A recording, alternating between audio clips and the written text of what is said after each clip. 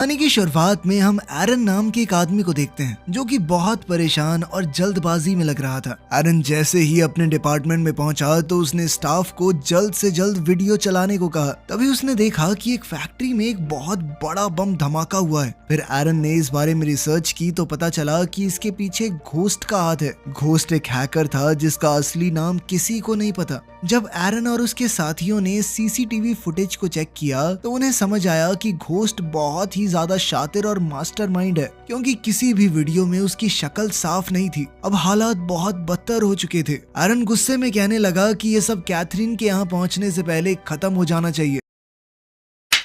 उसे इस बारे में भनक भी नहीं लगनी चाहिए। कैथरीन ने ऑफिस पहुंचते ही सबसे पहले एरन से इस केस की अपडेट मांगी और कैथरीन को पता लग गया कि घोस्ट बैंकॉक में है। फैक्ट्री में हुए बम ब्लास्ट में कैथरीन की टीम के कई लोग मरे थे। वो इस बात से बहुत गुस्से में थी। उसने पूछा कि हमारी कौन सी टीम बैंकॉक के सबसे नजदीक है। एरन ने उसे बताया कि सिंगापुर में एक टीम है, मगर उन्हें बैंकॉक पहुंचने में शायद टाइम लग जाए। कैथरीन के दिमाग में आया कि घोस्ट भी जाता तो इधर उधर फ्लाइट से ही होगा और अब वो उसे किसी भी हाल में पकड़ना चाहती थी। उसके पास सिर्फ 1 घंटा था। सब लोग अपना दिमाग लगाने लगे। तभी कैथरीन ने कहा कि हमारे पास कोई ऑप्शन नहीं है। अब इस काम को एक ही इंसान कर सकता है और किस्मत से वो अभी बैंकॉक में ही है। फिर कहानी सीधा बैंकॉक में चली गई, जहां एक बच्चा धीरे धीरे ऑटो रिक्शा की तरफ बढ़ रहा था, जिसमें एक आदमी लेटा हुआ अपनी नींद पूरी कर रहा है।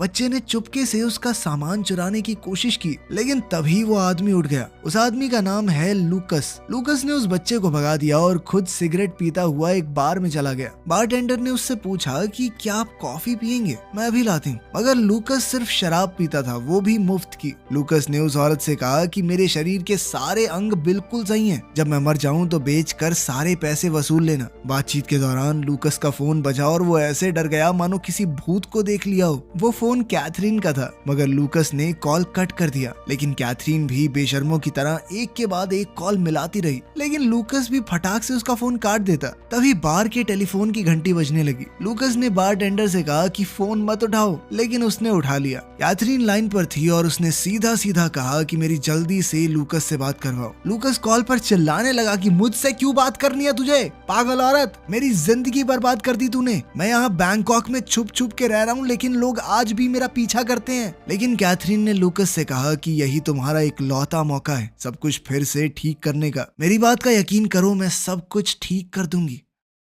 उसी वक्त कुछ गुंडे लूकस को मारने बार में आ गए, मगर लूकस को मारना इतना आसान नहीं था। लूकस ने जल्दी से सभी गुंडों को धूल चटाई और वहां से निकल गया। बाहर आते ही उसने कैथरीन को कॉल किया और पूछने लगा कि मुझे करना क्या होगा। कैथरीन ने सीधा कहा कि घोस्ट नाम के एक हैकर को पकड़ना है। उसकी फ्लाइट जल्द ही बैंकॉक में बोर्ड होने वाली है। तुम्हें उसे पकड़ के मेरे पास लाना है। इस पर लूकस ने पूछा कि बदले में मुझे क्या मिलेगा? कैथरीन ने कहा सब कुछ। तुम अपनी पुरानी जिंदगी फिर से जी सकोगे। यूं लोगों से भागते नहीं रहना पड़ेगा। लूकस ने गुस्से में कहा कि तुम्हें क्या लगता है मैं इतनी आसानी से तुम्हारे ऊपर भरोसा कर लूंगा? इतने में दोबारा से गुंडे वहां आ गए। लूकस सोच में पड़ गया कि आखिर मैं कब तक बैंकॉक में छुपा रहूंगा। फिर उसने कैथरीन को दोबारा कॉल किया और कहा कि मुझे प्लान अच्छे से समझाओ। कैथरीन उसे समझाने लगी कि जल्दी से एयरपोर्ट जाओ अपना पासपोर्ट लेकर। तुम्हें उसी फ्लाइट में बैठना होगा जिसमें वो हैकर मौजूद है। लूकस उसकी बात मानकर टैक्सी में बैठा और एयरपोर्ट की तरफ निकल पड़ा। एयरपोर्ट पहुंचने से पहले उसने टैक्सी ड्राइवर की टी-शर्ट ले ली, जिसके बाद वो एयरपोर्ट में एंटर हुआ। अंदर पहुंचते ही एक आदमी ने उसे पासपोर्ट और टिकट पकड़ा दी। उसे फिर से कैथरीन का कॉल आया और उसने बताया कि घोस्ट को गोली लगी है और डॉक्टर ने उसका ट्रीटमेंट किया है। तुम इस बात को ध्यान में रखना, इस बात से तुम्हें उसे पहचानने में मदद मिलेगी।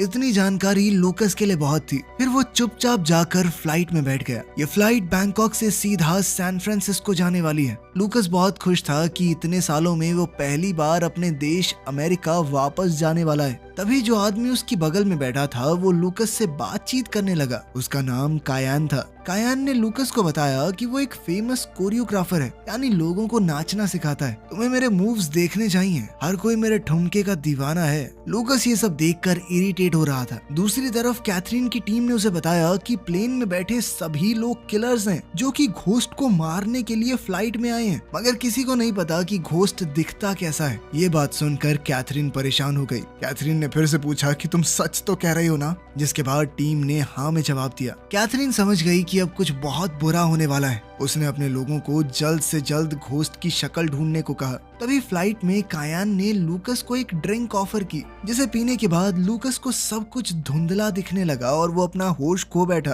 तभी कायान उसे बाथरूम में ले गया और धमकाने लगा। कुछ वक्त पहले कायान को भी घोस्ट को मारने का कॉन्ट्रैक्ट मिला था और उसे लग रहा था कि लूकस ही घोस्ट है। उसने लूकस को बुरी तरह मारना शुरू कर दिया। लूकस ऐसी हालत में खुद को बचाने की लगातार कोशिशें कर रहा था, लेकिन उस ड्रिंक की वजह से अब कायान उस पर हावी पड़ने लगा। आखिर में कायान ने लूकस का गला दबाकर उसे जान से मारने की कोशिश की। तभी लूकस ने देखा कि ऊपर दीवार पर लोहे का एक हैंडल था। उसने थोड़ी जान लगाई और कायान को उठाकर उसका सर हैंडल में घुसा दिया और कायान वहीं खड़ा खड़ा मर गया। उसको मारने के बाद लूकस को थोड़ा चैन मिला। लूकस जानता था कि उस ड्रिंक की वजह से वो बेहोश होने वाला है, इसीलिए वो रेंगता हुआ दरवाजे के पास गया और वहां रखे शैम्पू को पीने लगा ताकि उसे जल्दी से उल्टी हो जाए। उल्टी करके लूकस को काफी राहत मिली।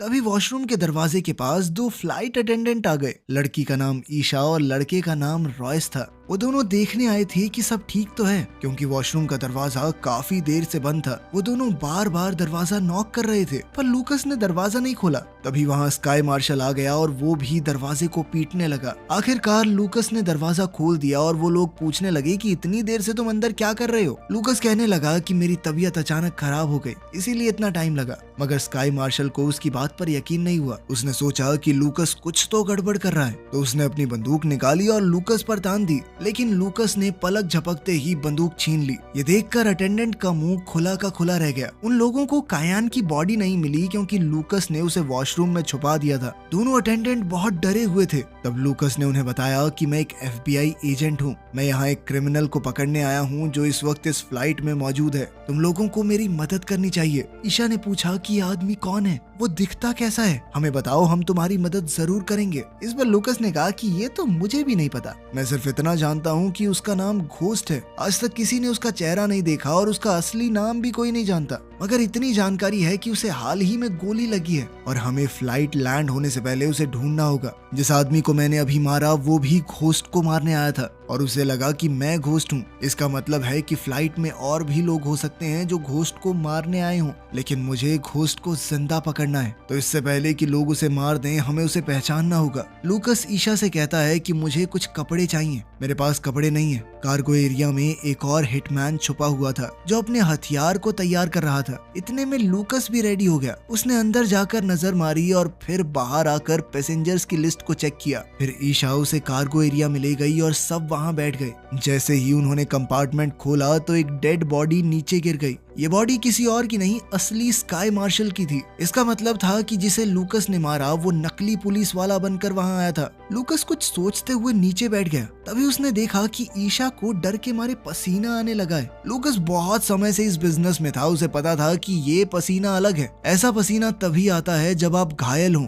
लूकस ने कहा कि मुझ पर बहुत बार लोगों ने हमला किया है, यहाँ तक कि गोलियां और चाकू भी मारे हैं। इसका मतलब तुम भी घायल हो, तुम्हें गोली मारी गई है ना। लूकस समझ गया कि ईशा ही घोस्ट है। सबको लग रहा था कि इतना बड़ा हैकर एक लौंडा ही होगा, लेकिन वो तो लड़की निकली। ईशा ने इस बात को मानने से इनकार कर दिया। ईशा ने कहा कि नहीं, मुझे कोई गोली नहीं लगी, पागल हो क्या आप। कार्गो डिपार्टमेंट में छुपा हुआ हिटमैन उनकी सारी बातें सुन रहा था। उसने अचानक से ईशा पर हमला करना चाहा, मगर ईशा ने एक ही झटके में उसे मौत के घाट उतार दिया। इस बात से तो क्लियर ही हो गया कि ईशा ही घोस्ट है। ईशा को लूकस पर भरोसा नहीं था कि वो सिर्फ उसे पकड़ना चाहता है, मारना नहीं। लेकिन लूकस ने कहा कि मुझ पर भरोसा नहीं करोगी तो करोगी क्या। इस प्लेन में मौजूद हर एक इंसान मुझे लगता है तुम्हें मारने ही आया है और सिर्फ मैं हूँ जो तुम्हें बचाना चाहता हूँ। ईशा के पास कोई चारा था नहीं तो वो मान गई और कहा कि आगे का प्लान क्या है। लूकस ने कहा कि तुम एयर होस्टेस होने की एक्टिंग करती रहो, पर जब भी तुम्हें किसी पर डाउट हो तो सीधा आकर मुझे बताना। फिर वो पायलट से मिले और उसे बताया कि कुछ बहुत बुरा होने वाला है, तो चाहे कुछ भी हो जाए लेकिन कॉकपिट का दरवाजा मत खोलना।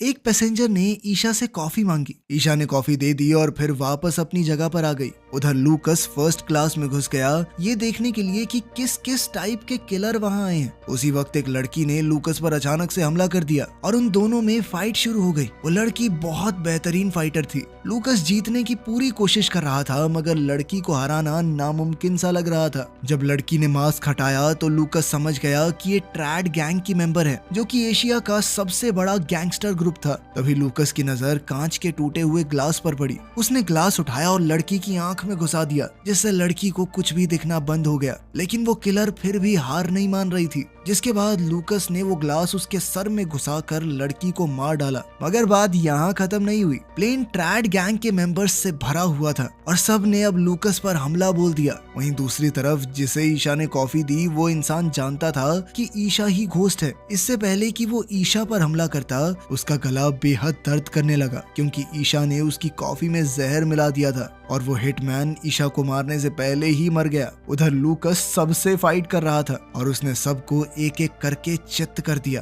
तभी ईशा वहां रॉयस के साथ आई और वो इतने सारे लोगों को ढेर देखकर दंग रह गई। लूकस की हालत बहुत खराब थी। उसके हाथ एक फोन लगा जिसमें लूकस की फोटो थी। उसने ईशा को पकड़ा और पूछा कि इन लोगों के पास मेरी फोटो कहां से आई। तभी रॉयस ने कहा कि ये पिक्चर सभी पैसेंजर्स के फोन में है। ये सुनकर तो लूकस हैरान रह गया। उसे कुछ भी समझ नहीं आ रहा था। फिर उसने ईशा से कहा कि मुझे पूरा सच बताओ, इतने सारे लोग तुम्हारे पीछे क्यों पड़े हैं? और अब तो ये मेरे भी पीछे पड़ चुके हैं। ईशा ने बताया कि मैंने कुछ दिन पहले एक फैक्ट्री को बम से उड़ा दिया था क्योंकि वहाँ बच्चों से काम करवाए जाते थे। मुझे ये सब पसंद नहीं है तो मैंने उड़ा दी और मुझे नहीं पता ये लोग तुम्हें क्यों मारना चाहते हैं। ये सुनकर लूकस कंफ्यूज हो गया। उधर एरन कैथरीन से कहता है कि मुझे लूकस पर थोड़ा भी विश्वास नहीं है। कौन है ये आदमी? इतना यकीन कैसे है तुम्हें इसके ऊपर कि ये घोस्ट को ले आएगा सही सलामत? फिर कैथरीन ने उसे पूरी कहानी बताई। लूकस एक एजेंसी के लिए काम करता था। वो पूरी एजेंसी का सबसे खतरनाक मेंबर था। फिर एक दिन उसे एक बहुत इंपॉर्टेंट आदमी की सिक्योरिटी के लिए भेजा गया। लूकस उस आदमी के कमरे के बाहर पहरेदारी कर रहा था।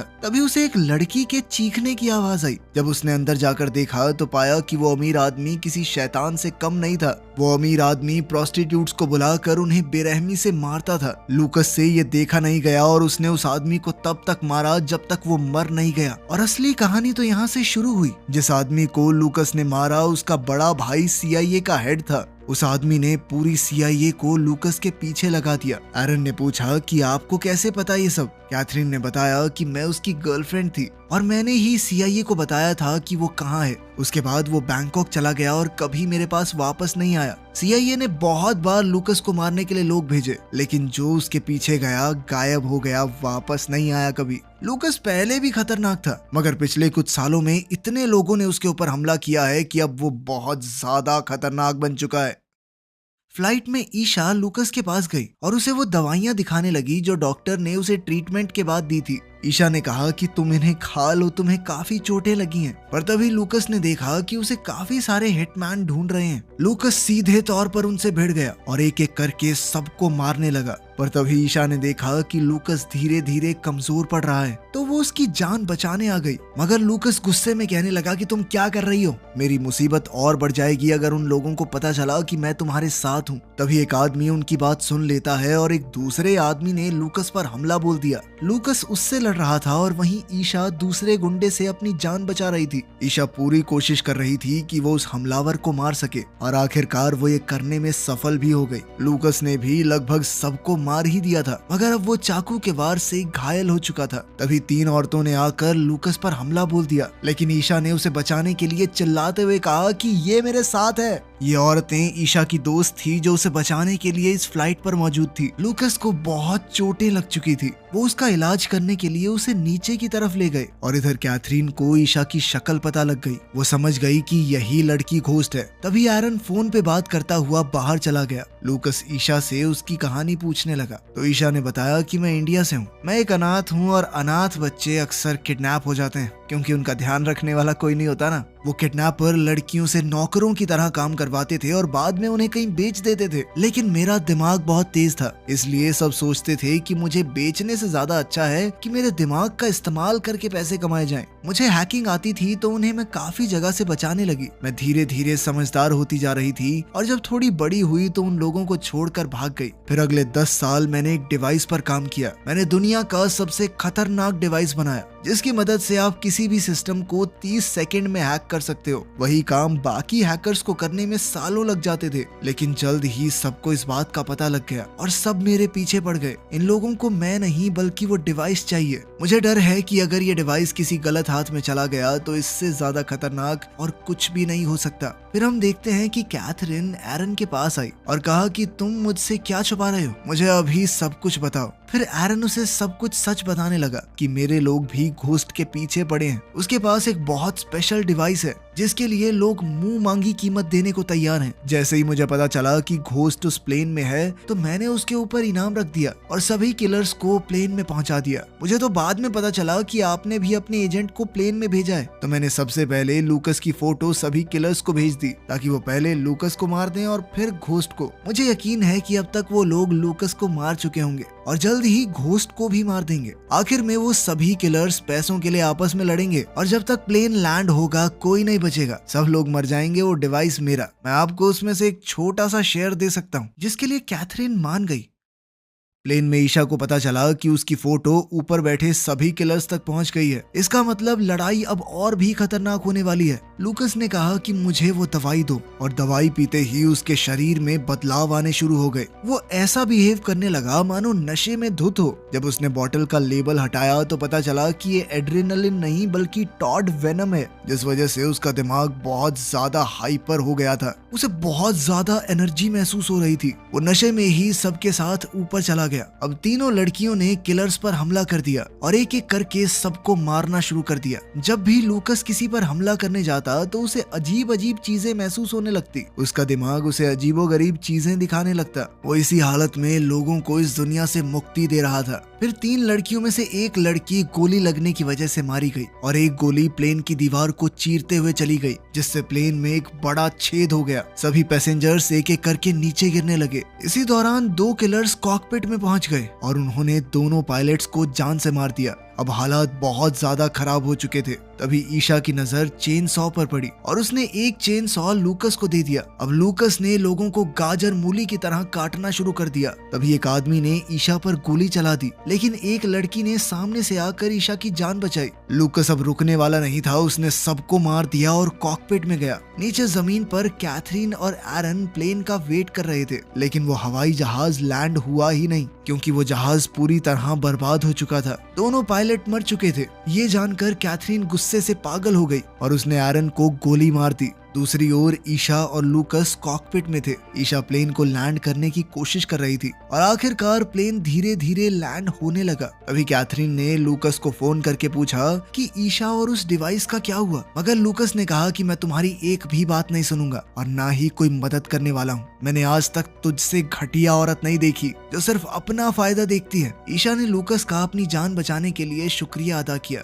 लूकस ने कहा कि तुमने भी मेरी जान तो बचाई ही है, साथ ही मुझे जीने का एक मकसद भी दिया है। अब तक मैं बेसिर पैर की जिंदगी जी रहा था। जल्द ही ईशा ने जहाज को मोड़ दिया और देखा कि लूकस बेहोश हो चुका है। जब लूकस की आंखें खुली तो वो हॉस्पिटल में था जहां उसका इलाज चल रहा था, लेकिन तभी वहां अचानक हमला हो गया। हर तरफ से गोलियों की बरसात होने लगी और पूरा हॉस्पिटल गोलियों से छल्ली हो गया। लूकस बाहर आया तो ईशा उसकी तरफ भागते हुए आई और कहा कि लड़ाई अभी खत्म नहीं हुई है, ये लोग अभी भी हमें ढूंढ रहे हैं, हमें इस लड़ाई को जारी रखना होगा। इसी के साथ कहानी यहीं पर खत्म होती है।